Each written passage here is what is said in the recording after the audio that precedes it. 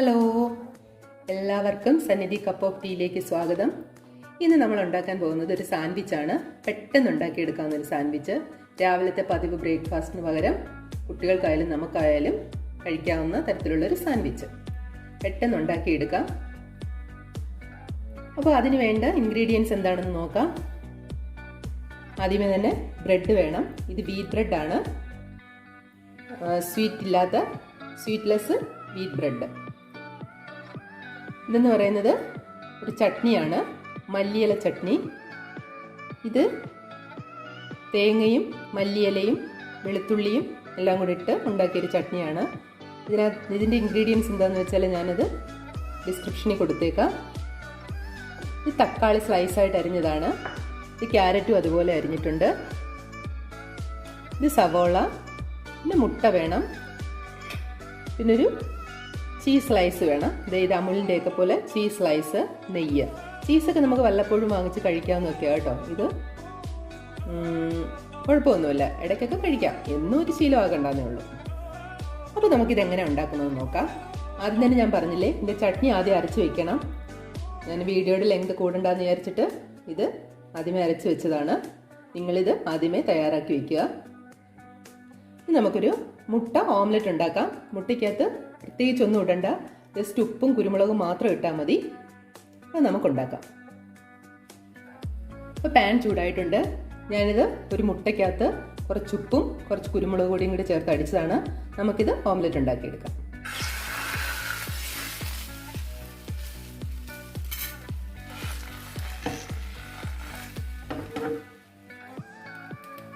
ഏകദേശം ആയി കഴിഞ്ഞിട്ടുണ്ട്.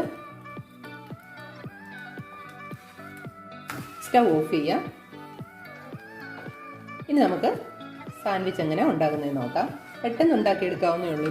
രാവിലെ സൺഡേയിലൊക്കെ ആണെങ്കിലും വളരെ എളുപ്പത്തിൽ തയ്യാറാക്കാം നിങ്ങൾക്ക്. അപ്പോൾ നമുക്ക് സാൻഡ്വിച്ച് തയ്യാറാക്കാം. ആദ്യം ഞാൻ ബ്രെഡിൻ്റെ ഒരു സ്ലൈസ് എടുത്തിട്ടുണ്ട്. അതിലേക്ക്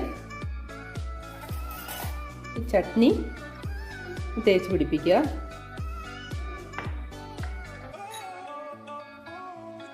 സാൻഡ്വിച്ച് പലതരത്തിൽ ഉണ്ടാക്കാം. ഇത് പെട്ടെന്ന് ഉണ്ടാക്കിയെടുക്കാൻ പറ്റുന്ന ഒരു റെസിപ്പിയാണ്.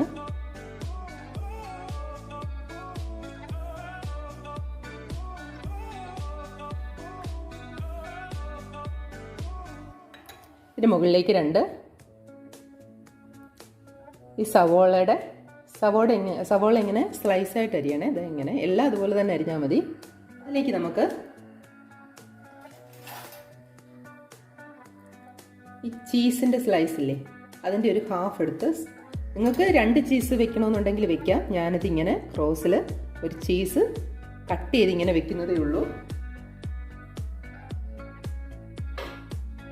അതിൻ്റെ പുറത്തേക്ക് വീണ്ടും ഒരു ബ്രെഡിൻ്റെ സ്ലൈസ് എടുത്ത് വെച്ചു. ആ മുട്ട ഓംലെറ്റിൻ്റെ പകുതി,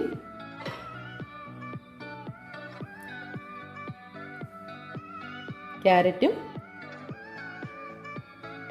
തക്കാളിയുടെ സ്ലൈസും വെച്ചിട്ടുണ്ട്.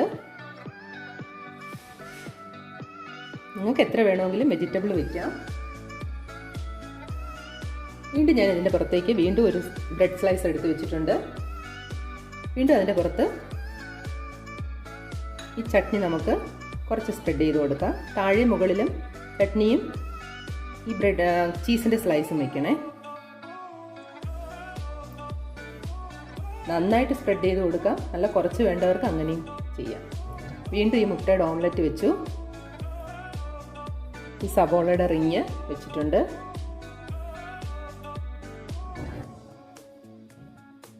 വീണ്ടും ഈ ചീസിൻ്റെ സ്ലൈസ് വെച്ചിട്ടുണ്ട് ഞാൻ. വീണ്ടും ഒരു തക്കാളിയുടെ സ്ലൈസും വെച്ചു. അറേഞ്ച് ചെയ്യുന്നത് എങ്ങനെയാണെന്ന് വെച്ചാൽ നിങ്ങൾക്ക് ഇഷ്ടമുള്ളതുപോലെ തന്നെ ചെയ്യാം. ഏറ്റവും മുകളിലായിട്ട് വീണ്ടും ഒരു ബ്രെഡിൻ്റെ സ്ലൈസ് വെച്ചു. എന്നിട്ട് ജസ്റ്റ് നമുക്ക് കൊടുക്കുക. ഇനി നമുക്കിത് പാനിൽ വെച്ച് ഒന്ന് ടോസ്റ്റ് ചെയ്തെടുക്കാം. പാൻ ചൂടായിട്ട് തന്നെ ഇരിക്കുകയാണ്. നമുക്കിതിനകത്തേക്ക് കുറച്ച് ബട്ടറോ നെയ്യോ ഒഴിച്ചു കൊടുക്കാം. ഞാനിപ്പോൾ നെയ്യാണ് ഒഴിച്ചു കൊടുക്കുന്നത്. ഞാൻ 1 ടേബിൾ സ്പൂൺ നെയ്യ് ഒഴിച്ചു കൊടുത്തു. അതിൻ്റെ പുറത്തേക്ക് ഈ ബ്രെഡ് സാൻഡ്വിച്ച് ഇങ്ങനെ വെച്ചിട്ടുണ്ട്. തീ സിമ്മിലിട്ടിരുന്നാൽ മതി. എന്നിട്ട് നന്നായിട്ടൊന്ന് പ്രസ് ചെയ്യുക. സൺഡേയിലേക്ക് രാവിലെ നമുക്ക് പെട്ടെന്ന് ഉണ്ടാക്കി എടുക്കാൻ പറ്റുന്നതാണ്. കൊച്ചുങ്ങൾക്ക്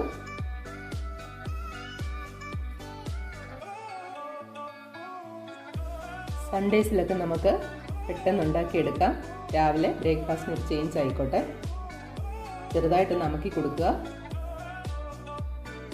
നമുക്കിത് ഇതിൻ്റെ പുറത്ത് വീണ്ടും ഒരു ടേബിൾ സ്പൂൺ നെയ്യോട് ഒഴിച്ച് തിരിച്ചിട്ട് കൊടുക്കുക.